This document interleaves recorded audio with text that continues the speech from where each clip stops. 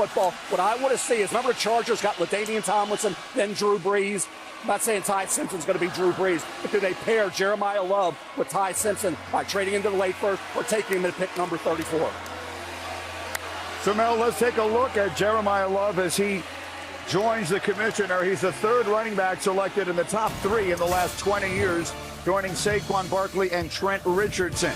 You see it, kid. Remember Tony Dorsett, 99 breakers, supreme. Boy, he caught the ball. You watch him. So smart a football player. Out in the backfield, catches everything. That after the catch, forget about it. As I said, never fumbled the football at Notre Dame.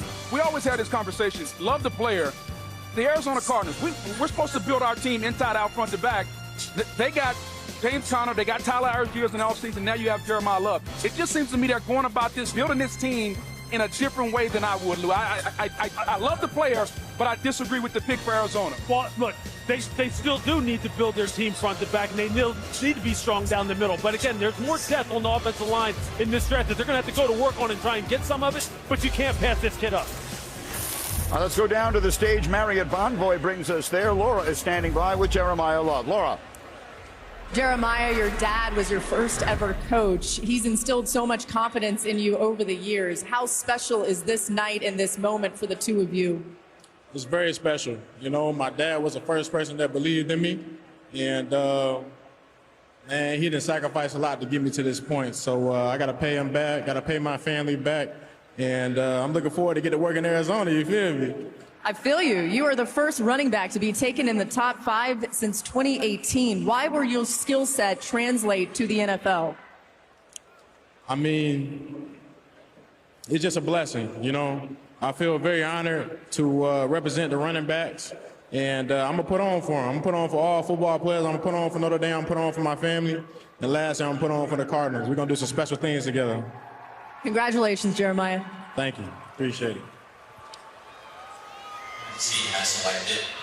Jeremiah Love. And Mel Kiper, you have been saying for years you don't draft a running back in the first round, and now all of a sudden here you are celebrating the selection of a running back by the Arizona Cardinals at number 3. I don't even know who you are anymore. Adapt or die, Greeny, right? That's what they say. But I'm adapted to big-time all-purpose facts, and that's what he is. And I disagree with you, folks. On this note, you talk about a guy, first, second best player in the draft. He's number 2 for me, right there with Mendoza. You're picking 3rd overall. You can't reach for a CC Maui-Noah, a tackle out of Miami. Can't reach for any of the offensive linemen. You got a guy in your top 3, that's Jeremiah Love. Then you got to fix the offensive line. All right, and so let's move it forward now. The Tennessee Titans will be making their selection. In fact, I see on the screen behind me that their pick is in. With new coach Robert Saleh, you see him there in the center of all of it. They could go a number of different directions here, Booger. What are you anticipating? Well, they can go one of two ways. They can get somebody on the defensive side of the football to line up next to Jeffrey Simmons and help him,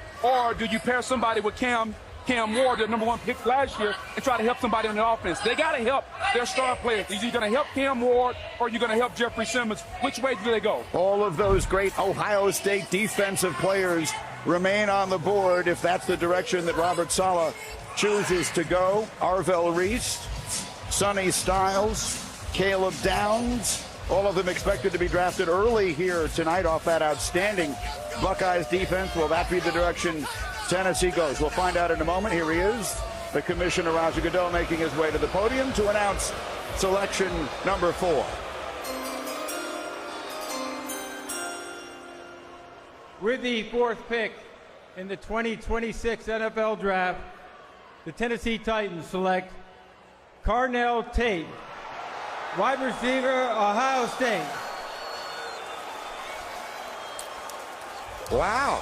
That one sends a charge through this crowd, and wide receiver U strikes again. Carnell Tate is the 6th Buckeyes wide receiver to get drafted in the first round in the last 5 drafts. He started 25 games opposite Jeremiah Smith the past 2 seasons, caught 103 balls for 13 touchdowns. Mel. He's a ready-to-go guy for the NFL. Precise route runner, great hands, great character, great approach, the way he tracks the deep ball. So for Cam Ward, the key guys is getting Cam Ward at an elite level. He showed midseason and late he could be that guy at quarterback for the Tennessee Titans. Carnell Tate qualifies as a safe pick. You know what you're getting. By the way, he'll also block as well. Very unselfish player. Had a great year for Ohio State. Jeremiah Smith certainly helped out. Jeremiah Smith's going to be one of the top 3 players drafted next year. This kid's had some help certainly to Ohio State, with Smith being that guy on the other side that everybody had to worry about. But for Carnell Tate, he checks the boxes. He's not, I think, the elite receiver that you think about in the top 5, but you know what you're getting, Lou. You know you're getting a solid guy, and he doesn't drop the football. Yeah, look, we talk all the time about how do you help out young quarterbacks. You got to get them weapons. You got to get them weapons. You got to get them weapons. Their number 1 wide receiver last year, Elagayo Manor, who I saw at Stanford a couple years ago, he led the team as far as wide receivers are concerned with 515 yards. Only one other team had a wide receiver who led the team with less yardage. I mean, with more yardage. That's just above 500. That's the New York Jets. So they need more weapons on the perimeter. This guy is silky smooth now.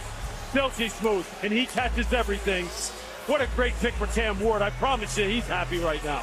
And when you understand what new offensive coordinator Brian Daboll is going to do, I think he loves Cam Ward. He wanted to pick Cam Ward when he was the head coach of the New York Giants. Now you have Cam Ward as your quarterback when you're the offensive coordinator in Tennessee. And I think now he has a weapon on the outside. And so you get an opportunity to fairly judge your young quarterback. You got to get your young quarterback a playmaker, and Carnell Tate. Now, he's going to be asked to be the number 1. At Ohio State, he wasn't the one. How does he adjust when the coverage is rolled to him? How does he adjust when the game plan is for him? That's something he's going to have to adjust to. But as far as being a solid, safe guy, he catches the football with his hands. He understands how to run routes. And I don't care about the speed. He knows how to separate. Just look at the balls that he went deep on and beat DB after DB for deep balls in the Big Ten.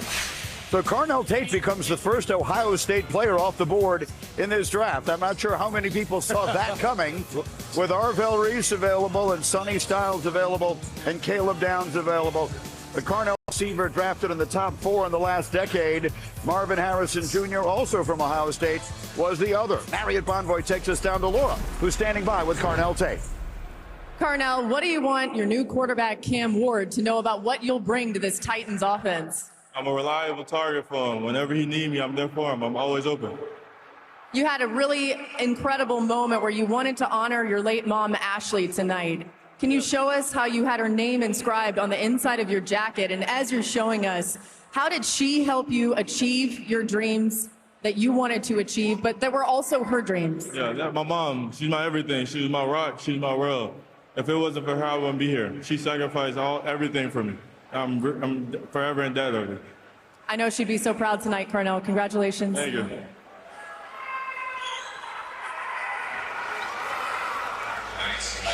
Well, that is what this night is about. It is about the fates and fortunes of every team in the NFL being reshaped.